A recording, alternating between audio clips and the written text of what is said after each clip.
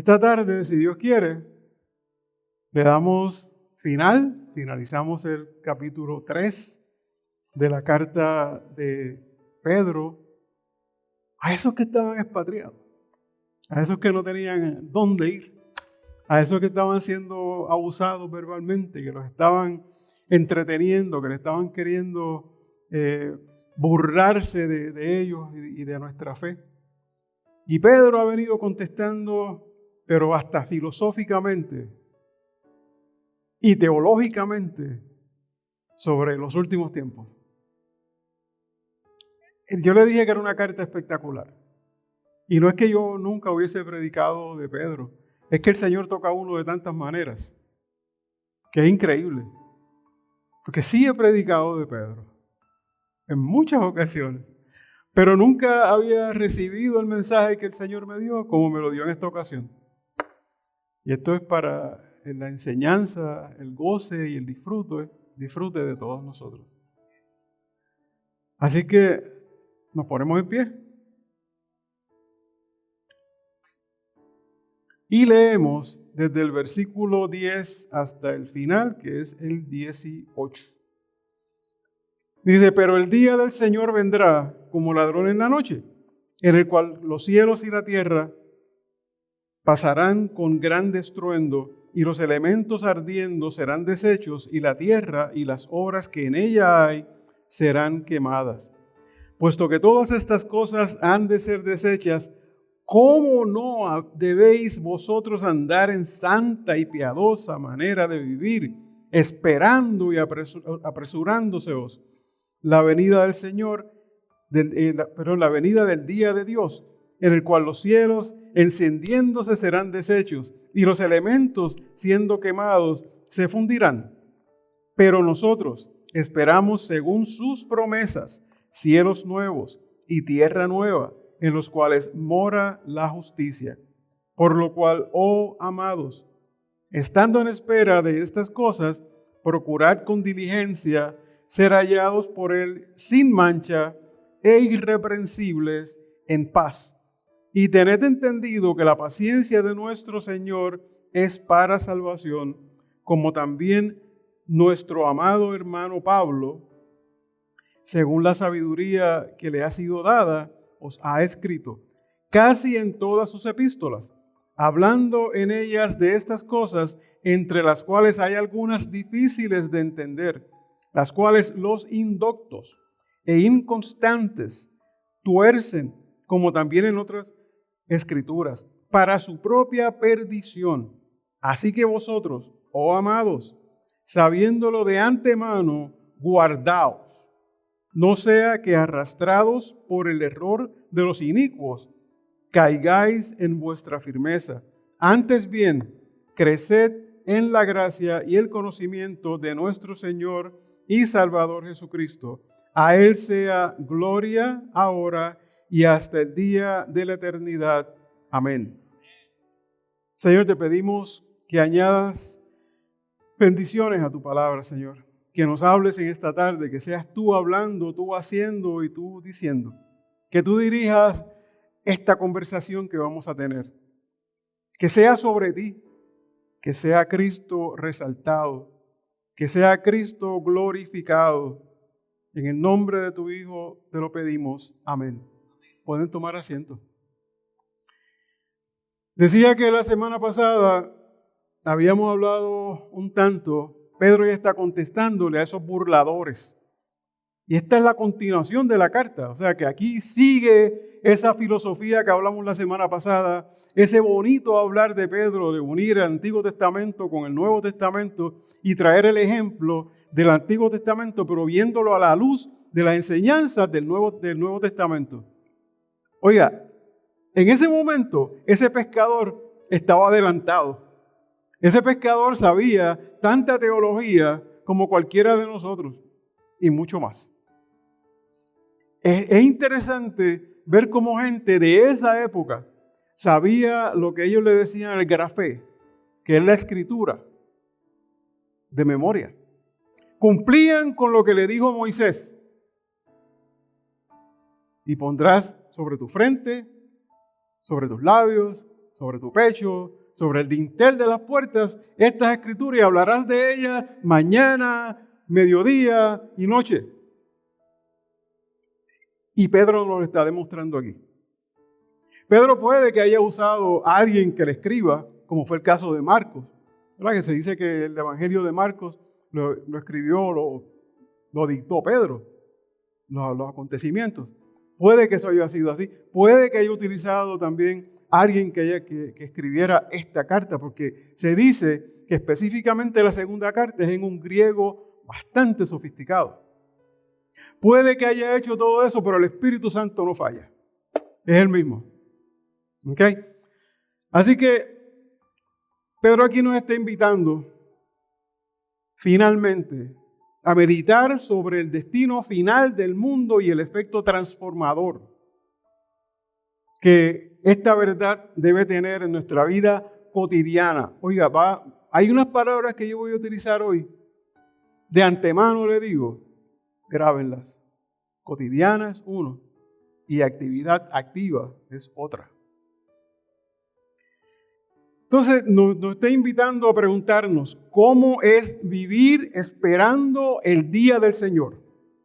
De qué manera esta esperanza bienaventurada, como le llama Tito en el capítulo 2, versículo 3, a la parucía del Señor, al advenimiento del Señor, a la venida del Señor, nos motiva a buscar santidad y perseverancia.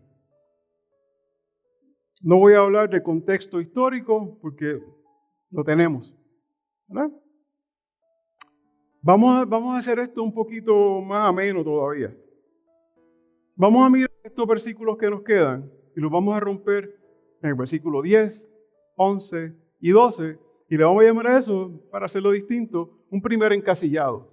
Y en ese primer encasillado vamos a mirar y lo vamos a llamar vive preparado cada día.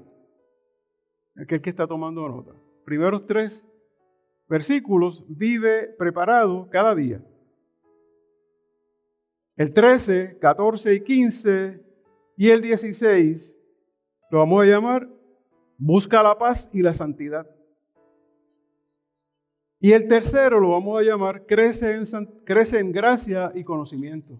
Y de cada uno, usted verá que vamos a sacar alguna enseñanza. ¿Está bien? Comenzamos con la exégesis.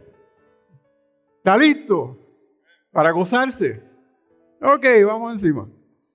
Dice el versículo 10, pero el día del Señor vendrá como ladrón en la noche, en el cual los cielos pasarán con gran estruendo y los elementos ardiendo serán deshechos y la tierra y las obras que en ella hay serán quemadas. Pedro utiliza aquí una metáfora para impresionar del día del ladrón. Perdón, cuando el ladrón venga en la noche, para resaltar, para destacar cuán impredecible va a ser ese evento. Hay tanta gente hoy día que se atreve a decir, va a ser el día de tal, 20 y pico de tal, el agosto yo no sé qué, diciembre yo no sé cuál. ¿Cómo se atreve? Si el mismo Cristo dijo, nadie lo sabe. Únicamente el Padre lo sabe. ¿Y cómo es que nos atrevemos a abrir la boca para decir tal día y tal otro día?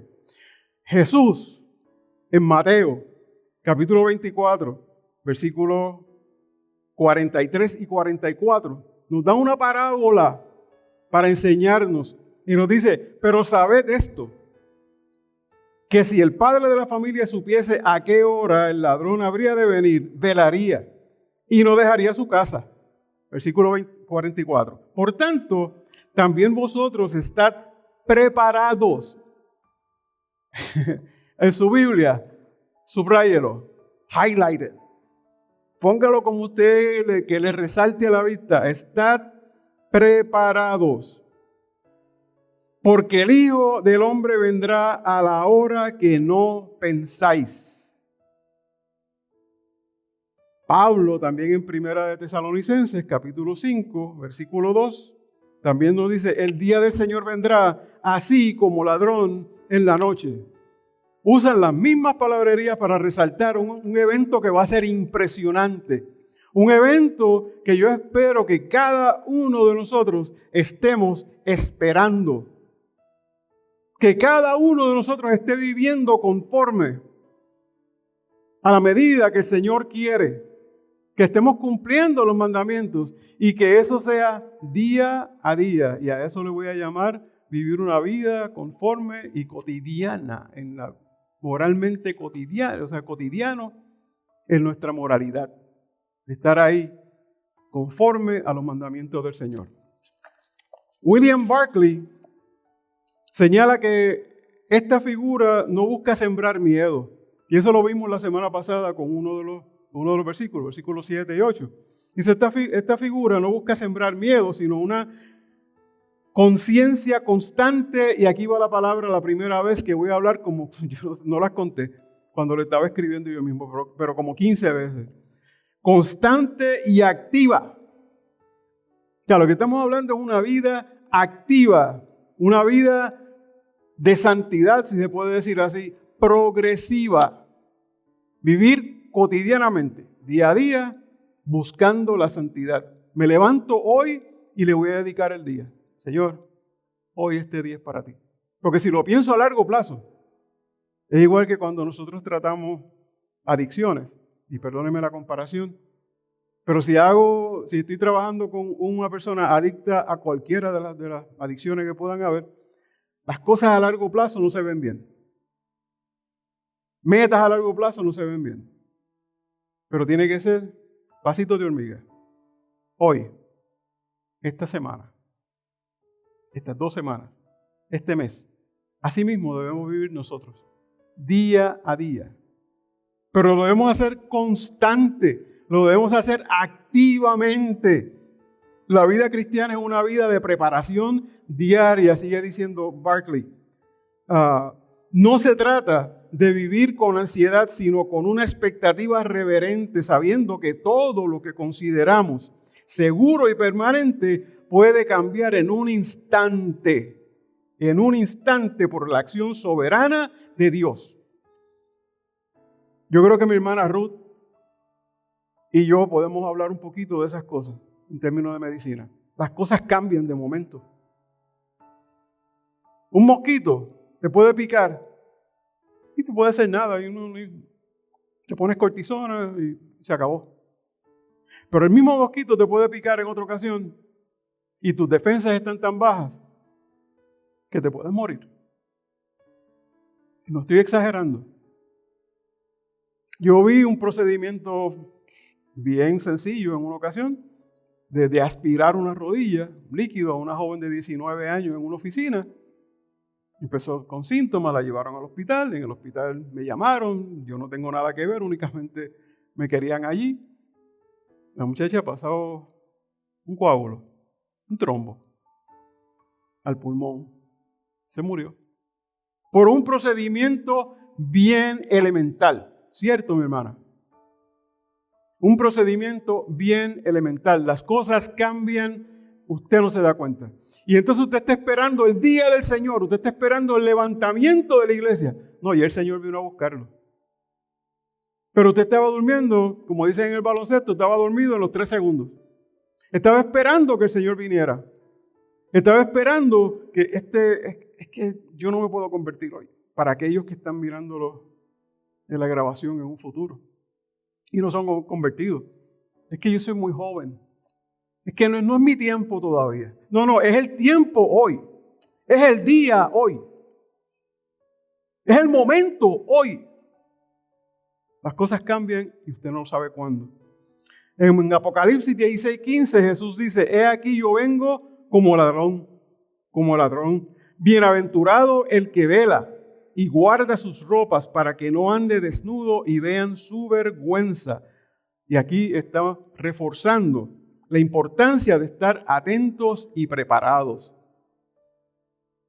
¿Qué le pasó a Adán y Eva cuando pecaron?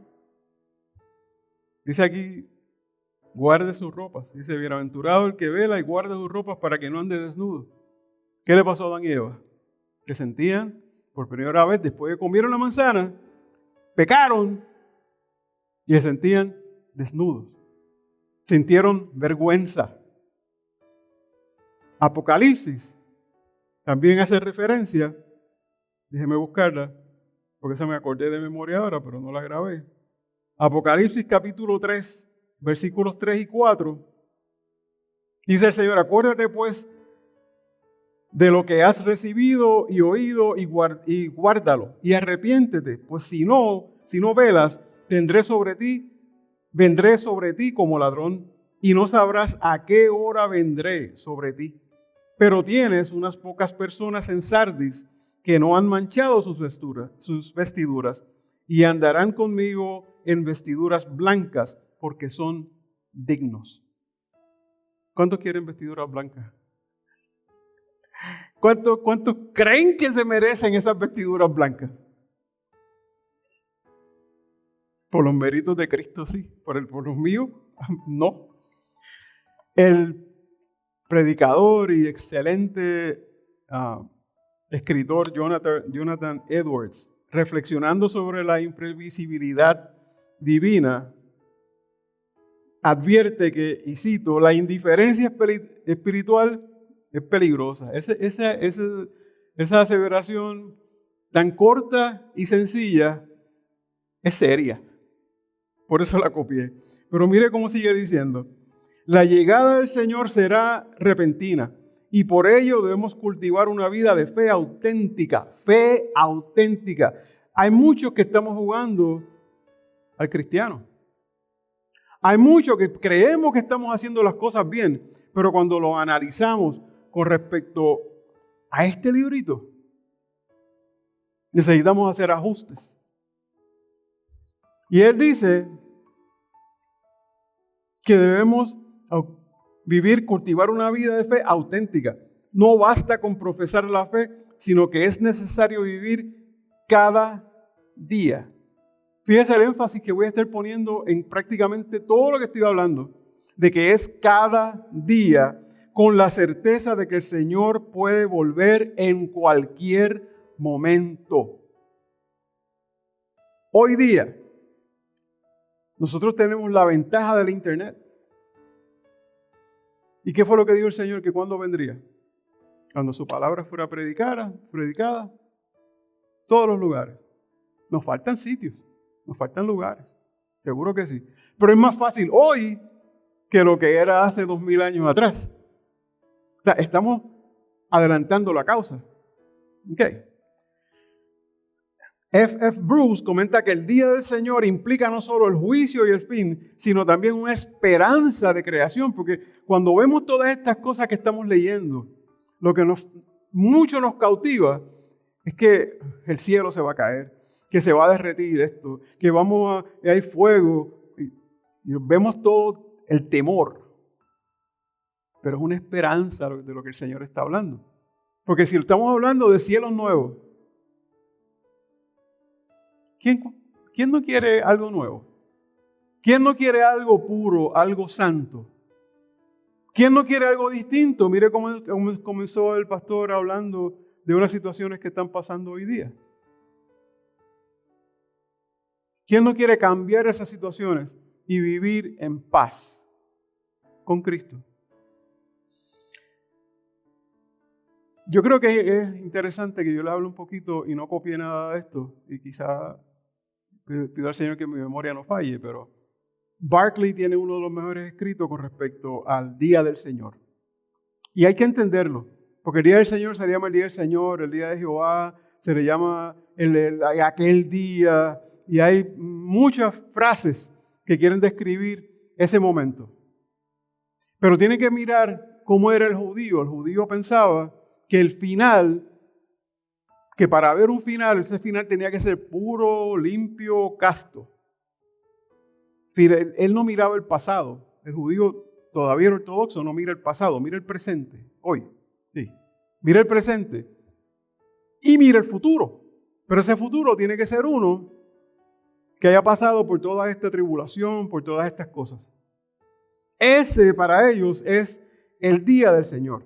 Y si usted quiere en su tiempo buscar información de ese día, Busque el comentario bíblico de William Barclay y busque lo que tiene que decir también Matthew Henry. Según Barclay, la expresión del día del Señor no solo señala el momento de juicio y finalización de una era presente, sino que también representa una oportunidad de renovación y de esperanza.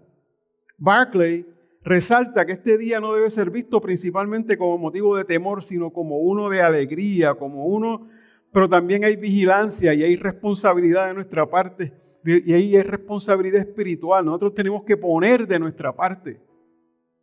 En el comentario afirma que la imagen del ladrón de la noche busca despertar una conciencia activa.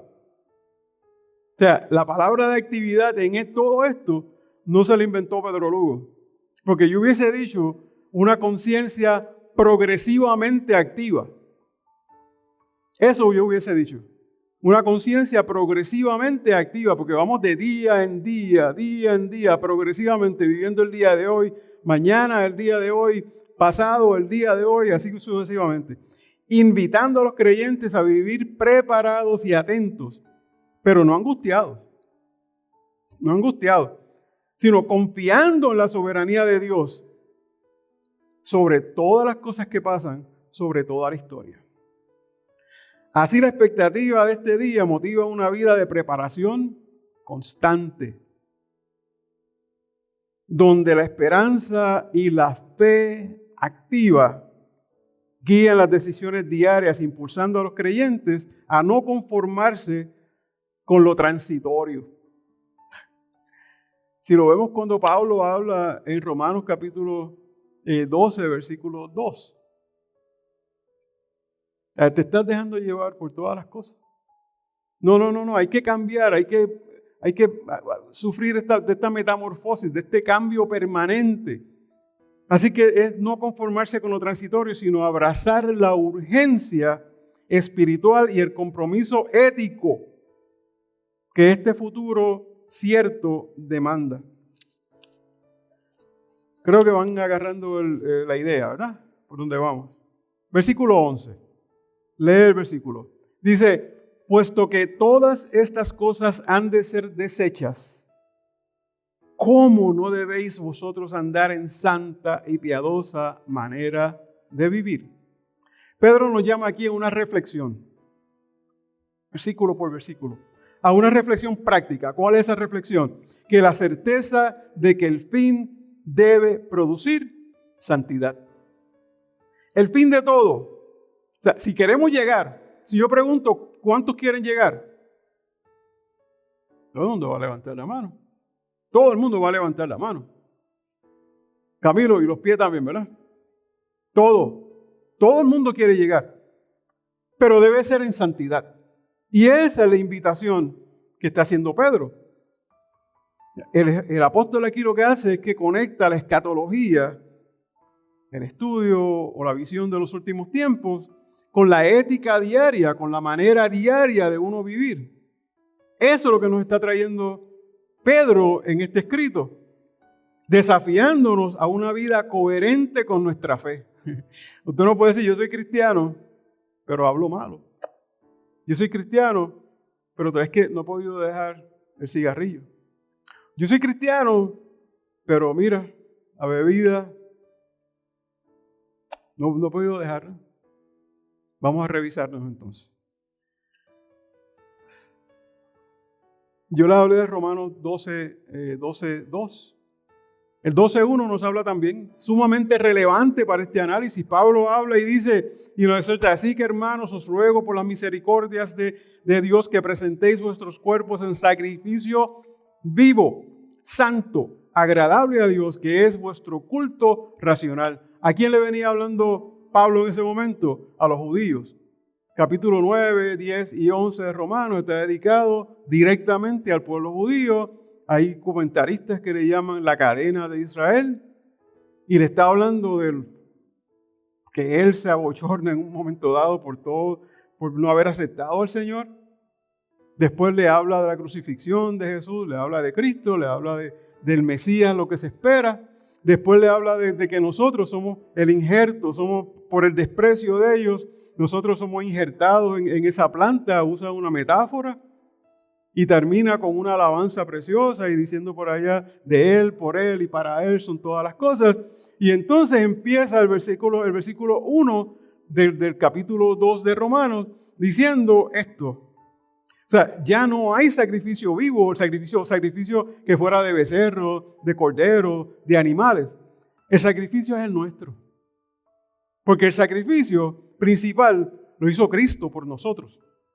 Ese es el sacrificio que vale la pena. ¿Y cómo lo honramos? ¿Cómo honramos ese sacrificio? ¿Cómo probamos que ese sacrificio vale la pena en nuestra vida? ¿Cómo damos testimonio de ese sacrificio? Para saber que ese sacrificio es santo, agradable a Dios y que es vuestro culto, vuestra manera de vivir diariamente. Este versículo enlaza directamente con el llamado de Pedro a una vida santa y piadosa, ya que nos invita a todos, no solo a la transformación interior, sino a una entrega total y práctica de la vida cotidiana. Tercera vez que menciono la cotidianidad, como acto de adoración. O sea, su vida cotidiana debe ser un acto de adoración a Dios. Repito, su vida cotidiana, lo que usted hace todos los días, desde que se levanta hasta que se acuesta, debe reflejar algo de adoración hacia Dios. Por eso dije ahorita que todos debemos mirarnos hacia adentro. Todos, llámese como se llame. La santidad, oiga esta, no se limita a una actitud interna, sino que se manifiesta en acciones concretas y cotidianas, mostrando coherencia entre la fe y conducta. El mismo Pedro nos dice en 1 de Pedro capítulo 1, versículos 15 y 16, sino como aquel que os llamó es santo, vosotros también sed santos en toda vuestra manera de vivir, porque escrito está, sed santos, que yo soy santo. ¿Sabe? Esta es una santidad que nos lleva y nos dice que la tenemos que buscar de una manera activa. Asimismo, Filipenses 2:15 añade, para que seáis irreprensibles y sencillos, hijos de Dios, sin mancha, en medio de una generación maligna y perversa, en medio de la cual resplandecéis como luminares en el mundo. Pero ¿sabe qué pasa? Que vemos el libro, vemos nuestra Biblia y vemos el título Luminares y nos quedamos ahí. Eso es lo que somos nosotros. Dios me dijo que nosotros somos luminares, que somos, como dijo el pastor ahorita en la oración, la sal de la tierra, la luz del mundo. Y nos adjudicamos el título,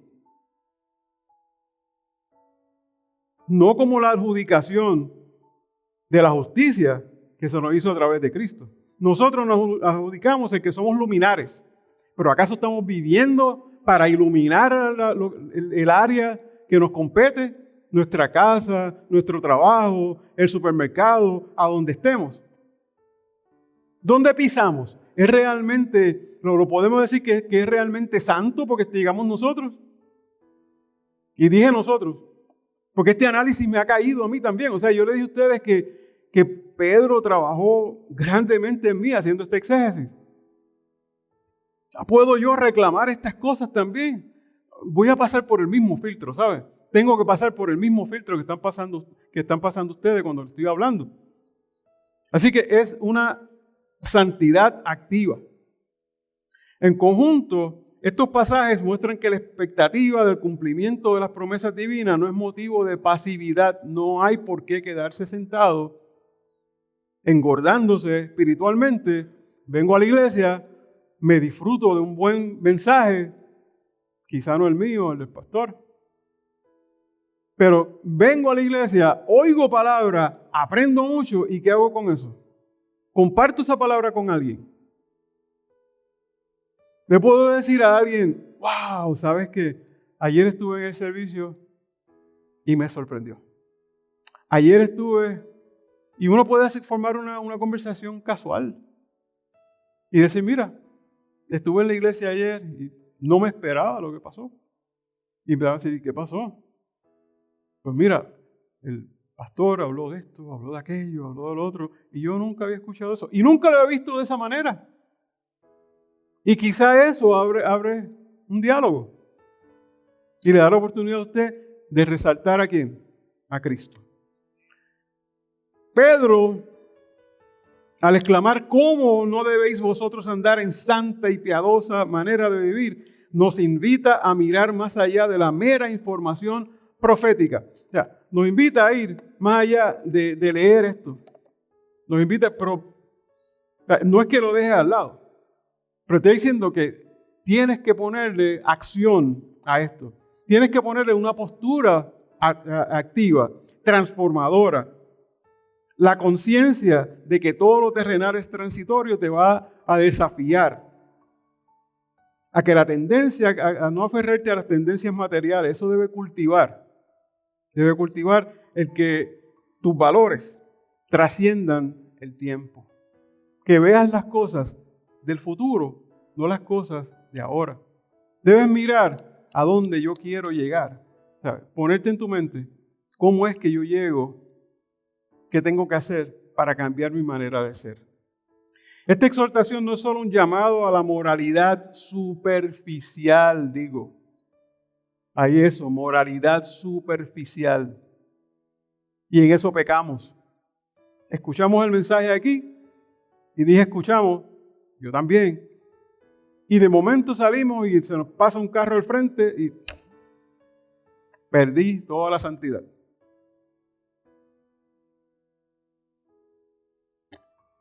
Voy a un restaurante y no me sirven la comida como a mí me gusta. ¿Y saben quién yo soy? Dejo allí la estela de mi carácter. No dejo paz. Al contrario, dejo orgullo, dejo ira. Por eso digo moralidad superficial, sino una santidad genuina que se refleja en las decisiones cotidianas, otra vez, en la compasión hacia los demás y en el compromiso con la justicia y el amor. No me diga que ese es el tiempo, pastor. Esa es la hora. Wow. Y entonces Pedro habla de piadosa manera de vivir que implica una relación íntima con Dios, donde la devoción no se limita a actos religiosos, sino que permea, llena, traspasa cada aspecto de nuestra existencia. Tengo otros bullet points, pero los voy a pasar por el tiempo. Versículo 12. Esperando y apresurándoos para la venida del día de Dios, en el cual los cielos encendiéndose serán deshechos y los elementos siendo quemados se fundirán. Este versículo destaca unas características que son súper interesantes. Dos actitudes que hasta chocan entre ellas. Fíjense que dice esperar y apresurar. Dice esperando y apresurándoos. Se parece al Salmo 40, ¿no? Que dice el primer versículo, pacientemente esperé a Jehová. Y el último versículo dice, pero no tardes. No tardes, mi mente está corriendo, yo te espero pacientemente, pero yo tengo que hacer algo, tengo que moverme. ¿Ok? Esto se parece. Entonces, cuando dice esperar implica paciencia y confianza, mientras que apresurar sugiere una vida activa que contribuye al avance del reino. John Stott señala que los creyentes mediante la oración, y aquí estoy citando, los creyentes mediante la oración y el testimonio de la santidad pueden acelerar la venida del Señor. ¿Usted quiere un ejemplo? ¿No nos damos cuenta? Oramos el Padre Nuestro. No dije rezamos, oramos como un ejemplo el Padre Nuestro. Haga el Señor su voluntad, así en el cielo como en la tierra. Haga el Señor su voluntad, tierra, tierra, tierra. Y nosotros, venga a nosotros su reino. ¿Qué estamos pidiendo que ocurra? Que venga. Estamos tratando de acelerarlo, ¿verdad? Y el mismo Jesús en Apocalipsis 22:20 dice, ven Señor Jesús, ven. Así que hay cosas que nosotros podemos hacer con la oración para, no es que el Señor va a hacernos caso y va a venir antes de lo que nosotros esperábamos. No es que nosotros le vamos a cambiar su mente, pero el Señor nos escucha. Y en un caso como el de Ezequías, que lo escuchó. Dile a Ezequías que se va, que recoja las maletas, que me lo voy a llevar. Y perdóname que lo parafraseo tan trivialmente común. Y Ezequías ora. Y el Señor lo escucha. Y le dice al profeta, ve, regresa. Y dile que le voy a añadir 15 años. 15 años de vida. O sea que la oración es contestada. ¿Qué pasó cuando Josué le pidió que detuviera el sol? Es una oración fuerte. El sol se detuvo.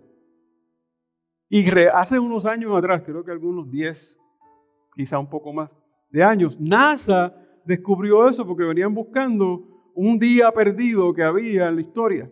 O sea, había unas horas que no coincidían con lo que debía ser el cronos natural, normal. Búscalo en la Biblia, que esa fue la razón. Barclay sugiere que la santidad, y lo estoy citando, perdónenme. El versículo 12, cuando Pedro dice, esperando y apresurándoos para la venida del día del Señor, nos presenta una tensión creativa entre la espera pasiva y la participación activa que yo les estoy pidiendo. Participación activa con el propósito divino. Esperar no significa resignarse. Esperar no significa resignarse, sino mantener una actitud de vigilancia y esperanza. Consciente de que cada día representa una oportunidad para colaborar con el plan de Dios. Vamos a ser colaboradores. Si usted se mete en el plan, si usted se activa en el plan, usted participa de lo que el Señor tiene para usted. Ahora, apresurar en este contexto sugiere que nuestras acciones pueden tener un impacto real en el cumplimiento de las promesas divinas. Una oración ferviente, ¿y qué es lo que dice Santiago 5:16? Que la oración del justo puede mucho. Y si usted quiere oraciones poderosas en la Biblia, hay muchas, pero a mí me llama la atención siempre Daniel 9, Nehemías 9, y así hay otras. Las de David, Salomón. Hay otras oraciones súper poderosas. Dice que el testimonio fiel y una vida de santidad no solo nos preparan, sino que de alguna manera misteriosa contribuyen al avance del reino. Este llamado implica que no somos espectadores, sino colaboradores, como les pedí, junto a Dios en la historia. Así que nuestra vida diaria, importante, y en mis notas lo tengo con amarillo y subrayado, nuestra vida diaria adquiere un sentido trascendente. Mira esto, cada acto de justicia, cada palabra de consuelo, cada decisión inspirada en el amor, reflejan y adelantan el futuro prometido. Todas esas cosas que van guiadas a la piedad adelantan el futuro prometido. La frase en el cual los cielos encendiéndose serán deshechos y los elementos siendo quemados se fundirán, evoca, te trae de la mente, te trae de lo último. Evoca una imagen poderosa de transformación cósmica, pero también del juicio final. No lo puedes despegar una cosa de la otra. Este lenguaje apocalíptico está profundamente arraigado en la tradición bíblica. ¿Y por qué digo eso? Porque tanto el Antiguo Testamento habla de eso, como el Nuevo Testamento habla de eso. Y a mí me encanta cuando las profecías son así. Cuando usted puede ver algo en el Antiguo Testamento y puede ver algo que habla prácticamente de lo mismo o se complementa. Mire, Isaías 34:4 nos dice, y se disolverán todos los ejércitos de los cielos y se enrollarán los cielos como un libro. Apocalipsis 6:14, ya en el Nuevo Testamento, y el cielo se desvaneció como un pergamino que se enrolla, y todo monte y toda isla se removió de su lugar. Lo que nos señala la magnitud del cambio venidero. El término elemento es debatible, bien debatible. En griego se llama estoicheia. Estoicheia ha sido interpretado de diversas maneras. Algunos comentaristas como Barclay sugieren que se refiere a componentes físicos del universo, mientras que otros como John Stott consideran que también puede aludir a las fuerzas espirituales o principios fundamentales del mundo presente. Si usted mira Malaquías 4.1, que lo hablamos ampliamente la semana pasada, nos dice, porque he aquí, viene el día ardiente como un horno, donde el fuego simboliza el fin de la maldad, la purificación y la preparación para una nueva creación. Y aquí viene la esperanza del cristiano. Eso es lo que nosotros queremos, ¿no? ¿O quieren seguir viviendo la criminalidad que hay hoy? Hay cosas mejores que nos esperan a nosotros. No tenemos que estar sometidos a toda esta barbarie que está pasando en estos días. Bíblicamente, este evento no solo significa destrucción, sino renovación.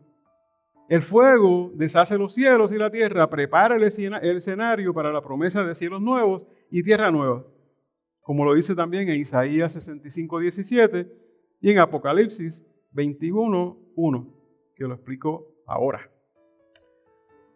De ese primer encasillado que les dije que vamos a sacar alguna enseñanza, lo llamé viviendo preparado, vive preparado cada día.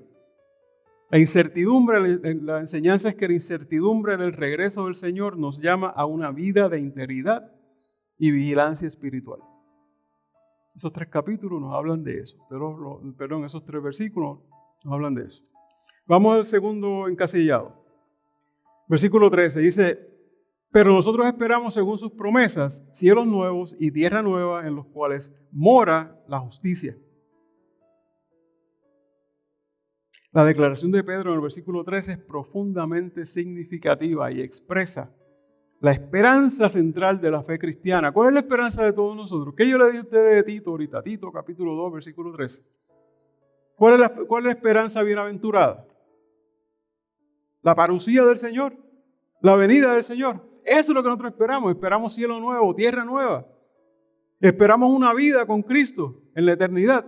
Esa es nuestra esperanza. Esta promesa no es una idea aislada, sino una que está profundamente enraizada en la revelación bíblica y se conecta con los pasajes que le dije ahorita, Isaías 65:17 del Antiguo Testamento, como en Apocalipsis del Nuevo Testamento, capítulo 21, versículos 1 al 4. Por motivo de tiempo los voy resumiendo. Isaías 65:17 dice, porque he aquí yo crearé nuevos cielos y nueva tierra, y lo primero no habrá memoria, ni más vendrá al pensamiento. Este texto profético, yo sé que se escribió para otro momento, para otro, pero aplica a este análisis. Aplica en el sentido de que tiene relevancia, porque lo mismo va a ocurrir en el nuevo tiempo. Dice, surge en el contexto de sufrimiento y expectativa, proclamando que Dios transformará radicalmente la realidad, eliminando el dolor y el recuerdo de las aflicciones pasadas. Y usted verá cuando vayamos a Apocalipsis 21, del 1 al 4. La justicia en el Antiguo Testamento se asocia con presencia activa de Dios. Será la norma en esa nueva creación, lo que implica una convivencia armoniosa y la restauración de todas las cosas. Por su parte, el Nuevo Testamento, Apocalipsis 21, del 1 al 4, lo compacto, y el versículo 1 dice, comienza diciendo, vi un cielo nuevo y una tierra nueva. Y salto al versículo 4 y digo, Dios enjugará toda lágrima de los ojos de ellos, y ya no habrá muerte, ni habrá llanto, ni clamor, ni dolor, porque las primeras cosas pasaron. Así que esto se une. Esto se se está diciendo del Antiguo Testamento y en el Nuevo Testamento que va a ocurrir exactamente lo mismo. Aquí la promesa se amplía al incluir la eliminación divina de todo sufrimiento y la plena comunión con Dios. Es la imagen escatológica, que es impresionante y es relevante, porque da sentido a la perseverancia actual. Saber que el destino final es la justicia y la paz motiva a los creyentes a vivir con esperanza y pureza, como afirma John Edwards. La esperanza de los cielos nuevos debe motivar a una vida de pureza y anhelo espiritual. Versículo 14. Aquí Pedro hace algo que ya dije la semana pasada que me impresionó, que lo relaciono con Juan capítulo 21, que es que él toma esa actitud pastoral. Y dice, por lo cual, oh amados, con ese sentimiento de pastor, estando en espera de estas cosas, procurad con diligencia ser hallados por Él, sin mancha e irreprensibles en paz. Mira en el versículo 14 que Pedro retoma ese tono pastoral, cargado de efecto pastoral, de amor. Exhortando a la comunidad no solo a esperar pasivamente, sino a procurar con diligencia. Yo me acuerdo de un mensaje que el pastor dio aquí hace como 1 año y tanto, que habló de la palabra diligencia. ¿Qué significaba la diligencia? Dice, procurar con diligencia ser hallados por Él sin mancha, irreprensible y en paz. Este llamado enfatiza la responsabilidad personal y colectiva de mantener una vida íntegra, anticipando la evaluación divina. Cristo viene y la palabra dice que te va a juzgar. Es la palabra quien te va a juzgar. La expresión ser hallados por Él sugiere una expectativa constante de la venida del Señor. Ser hallados por Él. Es como si, ¿se acuerda aquello de que cuando venga, que te encuentre haciendo? Eso es lo que nosotros pretendemos. La mención de la paz, particularmente, es bien significativa en el contexto del Nuevo Testamento. En Romanos 12, 18 hay un versículo que a mí personalmente me encanta. Romanos 12, 18, Pablo dice, y es los deberes del cristiano, o sea, algo que nosotros debemos estar haciendo. Dice, si es posible, en cuanto dependa de vosotros, estad en paz con todos los hombres. La paz no es la ausencia de conflicto. La gente piensa que la paz, para que haya paz, tiene que haber conflicto. No, la paz no tiene que ver con conflicto, no es ausencia de conflicto, sino el resultado de una restauración, de una relación restaurada con Dios y con los demás. Por eso Pablo dice que cuanto dependa de vosotros, estar en paz con los demás. De la misma manera, Pedro vincula la integridad moral con la experiencia de la paz. ¿Cómo es eso? Una vida irreprensible. Si usted vive una vida irreprensible, va a vivir cómodo, sin problema. No tiene que asustarse de confrontar ese último día. Dice, una vida irreprensible produce serenidad interior, pues quien procura agradar a Dios vive libre de remordimientos y temores ante el juicio venidero.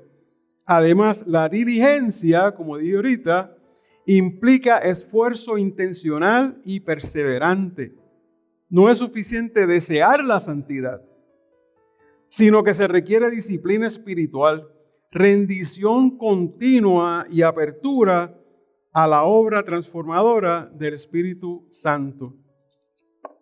En relación a este versículo 14, hay unos versículos paralelos o cruzados que son importantes. Quiero mencionar 1 o 2 por encima, por razón de tiempo. Pero Efesios 5:27 dice, Cristo presentará a la iglesia gloriosa que no tuviese mancha ni arruga ni cosas semejantes, sino que fuese santa y sin mancha. Otro versículo relevante es 1 de Juan, capítulo 3, versículos 2 y 3. Dice, sabemos que cuando Él se manifieste, seremos semejantes a Él. Pero ¿cómo vamos a ser semejantes a Él si Él es santo, santo, santo? Y nosotros, si no vivimos una vida activa buscando la santidad, todavía nos vamos a mantener siendo pecadores, pecadores, pecadores. Pero dice Juan, sabemos que cuando Él se manifieste, seremos semejantes a Él. Y todo aquel que tiene esta esperanza en Él se purifica a sí mismo, así como Él es puro. Pero tenemos que estar en Él, viviendo una vida de santidad. Por último, Colosenses 1:22 también nos aporta y dice, ahora ha reconciliado en su cuerpo de carne por medio de la muerte para presentaros santos y sin mancha irreprensible delante de Él. Mire que todos estos pasajes que cité subrayan la importancia de la integridad y la pureza como respuesta activa, no pasiva. No me estoy sentando a esperar que el Señor me dé toda la santidad, me dé todo. No, lo tengo que buscar yo, tengo que moverme yo. Ya Él me justificó. Ahora tengo que seguir empujando el carrito, ayudando. No le hace falta que me ayuda, por supuesto, pero es para mí, es para mi beneficio, es para mi corona, aunque uno la va a entregar. Versículo 15. Y tened entendido la paciencia de nuestro Señor es para salvación. Tened entendido que la paciencia de nuestro Señor es para salvación. Como también nuestro amado hermano Pablo, según la sabiduría que le ha sido dada, os ha escrito. Debo hacer un comentario aquí, adicional. Esa primera parte del versículo, y tened entendido que la paciencia de nuestro Señor es para salvación. Usted puede coger ese versículo, esa parte del versículo, y seguir en el versículo 17. A esto se le llama un paréntesis, porque lo próximo que sigue en el versículo 15, como diríamos el 15b, dice, como también nuestro amado hermano Pablo, según la sabiduría que le ha sido dada, os ha escrito, y ahí lo deja y lo continúa en el próximo, en el 16. No tiene relación lo que él habla de Pablo, directa, no hay una relación directa con el resto de la conversación que yo quiero traerle. Dice, este aparente retraso, aquí está haciendo alusión a los versículos 8 y 9 que estudiamos la semana pasada. Dice, este aparente retraso no debe interpretarse como un olvido o descuido, sino como una manifestación de misericordia y del deseo de Dios de que más personas alcancen el arrepentimiento y la vida eterna. Romanos 2:12 complementa esta idea al preguntar, y eso se lo dice a los judíos en Romanos 2:4. Dice, o menosprecia las riquezas de su benignidad, paciencia y longanimidad. Esa longanimidad es la paciencia larga, una paciencia que no acaba. Paciencia y longanimidad, ignorando que su benignidad te guía al arrepentimiento. Pablo enfatiza que la paciencia divina no es señal de debilidad, sino de una oportunidad activa para la conversión. Dios no actúa precipitadamente, sino que da tiempo suficiente para que todos puedan responder a su llamado. Yo dije la semana pasada, cuando hablé de esto, que John Stott, cuando habla de este tema, dice, la paciencia de Dios es una invitación constante a la conversión y a la misión. Es decir, cada día que pasa, y mira qué interesante el comentario de Stott aquí, cada día que pasa sin el juicio final, es un regalo que permite a más personas encontrar la salvación y a la iglesia cumplir su misión de evangelización. Hay otros comentaristas como Matthew Henry que subrayan que la paciencia divina también es un antídoto contra la incredulidad. Además de Romanos 2:4 y otros versículos cruzados relevantes para apoyar el versículo 15, lo que dice Pedro, 1 Timoteo 1:16, Pablo afirma, por esto fui recibido a misericordia. ¿Por qué? ¿Por qué fui recibido? Por la misericordia del Señor, por la longanimidad, por la espera, porque Pablo no era bueno.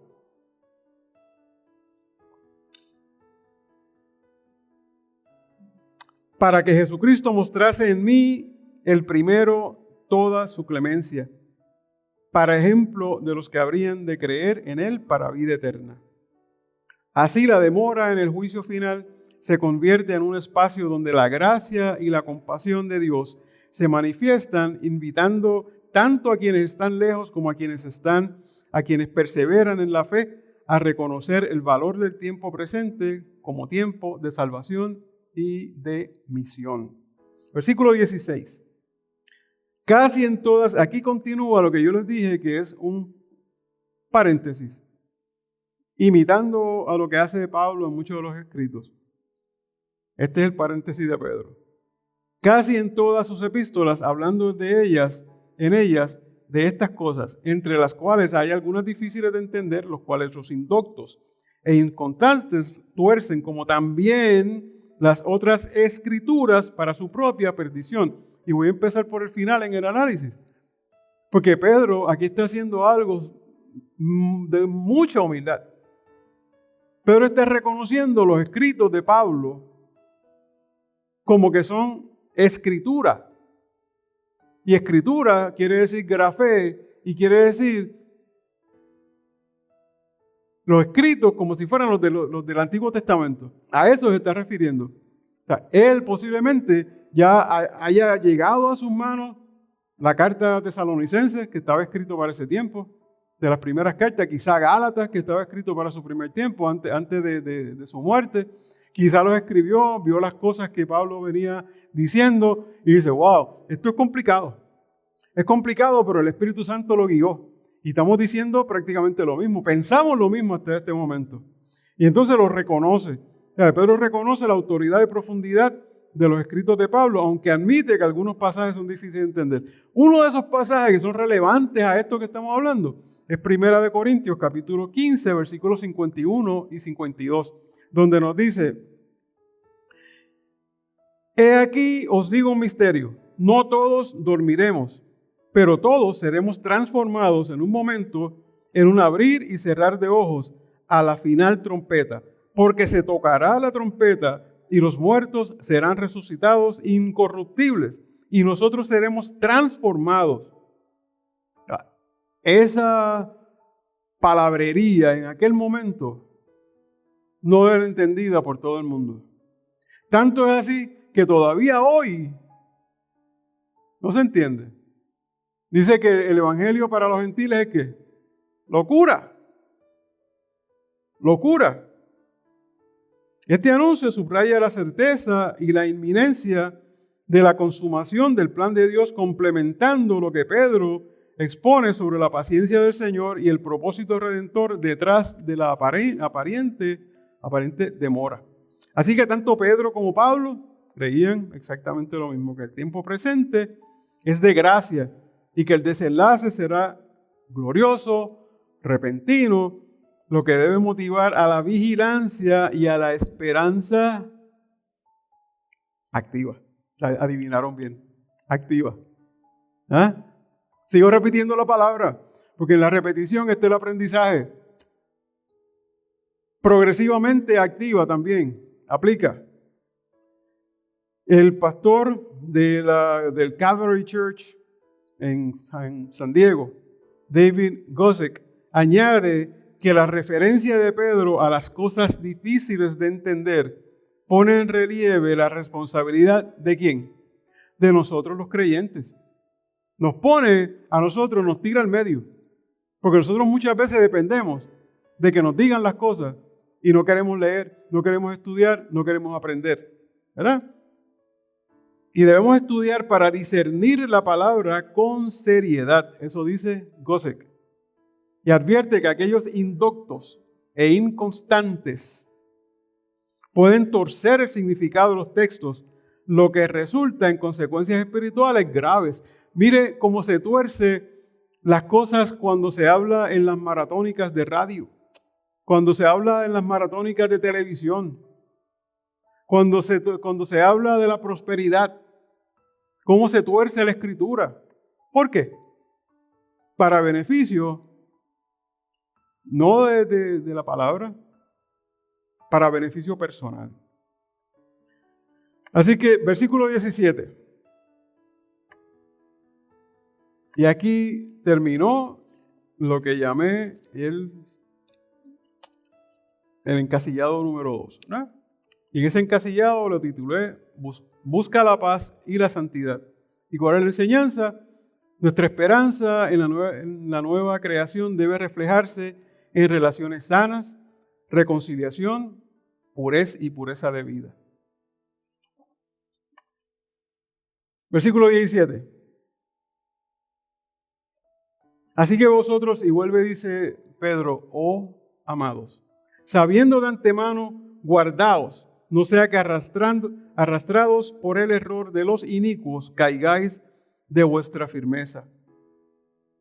Al desempacar esto, y quiero ser breve, pero hay mucha tela para cortar, pero se puede apreciar que la advertencia de Pedro no solo es preventiva, sino pastoral.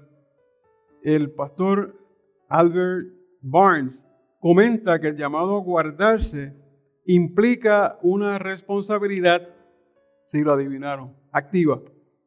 ¿Y de qué manera? Dice, los creyentes deben estar atentos a las influencias externas. ¿Cuáles son las influencias externas? Ese que yo le dije que estaba hablando de la prosperidad, ese que le dije que estaba haciendo las maratónicas, ese que le dije que estaba haciendo lo incorrecto, tratando de endulzar su oído. Dice, a las influencias externas y a las enseñanzas que puedan desviarlos de la verdad revelada. Barnes enfatiza que la alerta espiritual no solo es para proteger la doctrina, sino para cultivar un corazón recto ante Dios. Hay una serie de versículos paralelos que añaden fuerza, como Judas 1:24, que dice, y aquel que es poderoso para guardaros sin caída y presentaros sin mancha delante de su gloria con gran alegría. Ese versículo resalta la capacidad y fidelidad de Dios, no la suya ni la mía, la fidelidad de Dios para sostener a los creyentes. No es solo evitando que tropiecen, sino también preparándolos para presentarse ante Él en perfección. Esa expresión sin caída enfatiza que la perseverancia y la santidad no dependen únicamente del esfuerzo humano, sino principalmente del poder divino que obra en nosotros. Otro versículo es Filipenses 1:6. Dice, estando persuadidos de esto, que el que comenzó la obra, la buena obra, la perfeccionará hasta el día de Jesucristo. ¿Qué es lo que nos quiere decir Pablo aquí? Pedro. Y está apoyando a Pedro. Dice, Pablo aquí reafirma la idea de que el crecimiento y la protección espiritual son procesos guiados y complementados por Dios mismo. La obra de salvación no solo inicia con la gracia, sino que continúa y se perfecciona bajo la soberanía divina. Este conjunto de versículos cruzados enriquecen la conversación que tenemos al mostrar que la perseverancia, la santidad y la presentación sin mancha ante Dios dependen de una relación dinámica y confiada en su poder. Nos invita a vivir con esperanza, con humildad, con dependencia, sabiendo que la gracia divina es suficiente para guardarnos y llevarnos a la plenitud de Cristo. El último versículo, el 18. Antes bien, creced en la gracia y el conocimiento de nuestro Señor y Salvador Jesucristo.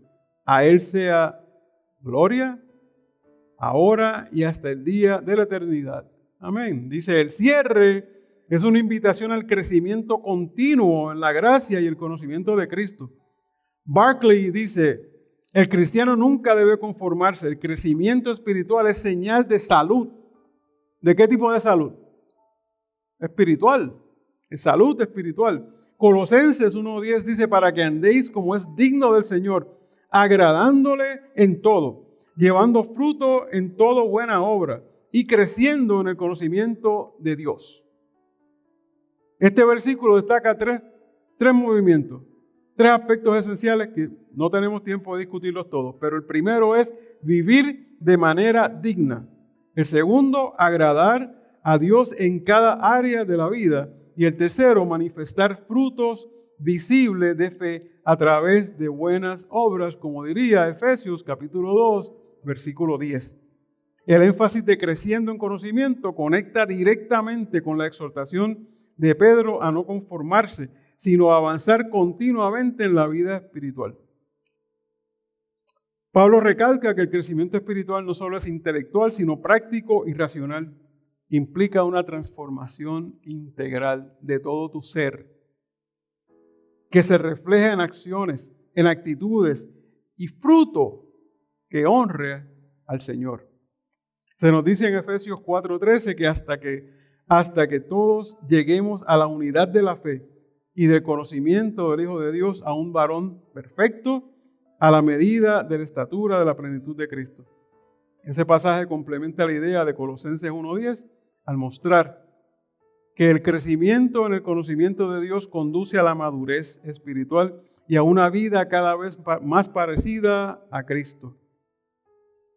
Por último, Proverbios 2:6 dice, porque Jehová da la sabiduría y de su boca viene el conocimiento y la inteligencia. Finalmente, el mandato de crecer en el conocimiento de Cristo es vital en tiempos de confusión doctrinal. ¿Qué era lo que estaba pasando en aquella iglesia? ¿Qué es lo que está pasando en la iglesia hoy día? Confusión doctrinal. En los últimos tiempos tendrán comezón de oír y le prestarán el oído a cualquiera que le venga a decir cualquier tontería y correrán para aquí y correrán para allá, pero no están escuchando la verdad. Así que esto es importante. Hay confusión doctrinal y espiritual. Solo una relación firme y creciente con el Señor puede protegernos de errores y fortalecer nuestra esperanza. Así la exhortación de Pedro es una invitación a no conformarnos, sino a buscar cada día más de Dios, permitiendo que su gracia y verdad nos guíen y sostengan en el camino de la fe. Este último encasillado nos enseña que no te conformes, busca avanzar en tu relación con Cristo a través de la oración, el estudio bíblico y el estudio de la comunidad, o sea, estudio comunitario. Estudio tú solo y el estudio comunitario. ¿Nos ponemos en pie?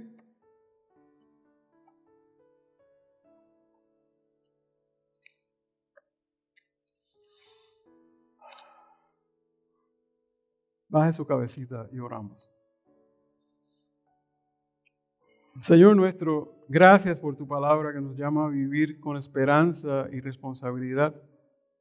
Ayúdanos a estar preparados para tu venida, a crecer en santidad y a perseverar en paz.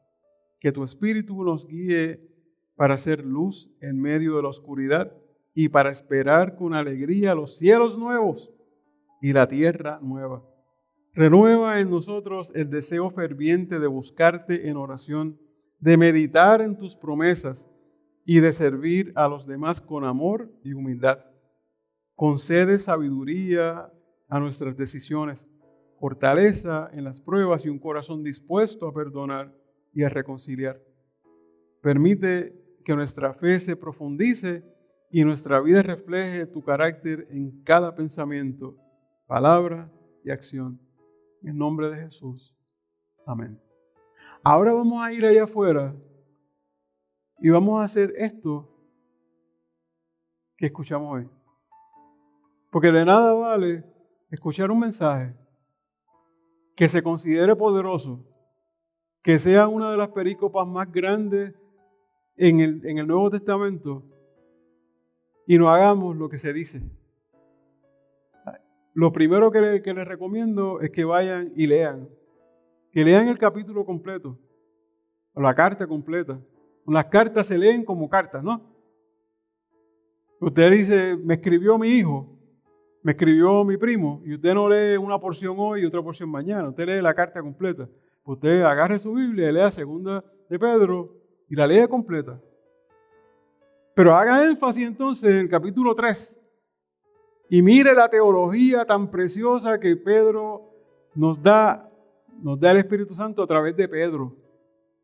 De alguien que no lo esperábamos y que nos ha dado mucha sustancia. Tiene 2 videos disponibles que lo pueden poner en cualquier momento y usted repasarlos. Es teología pura, teología buena. Dios les bendiga.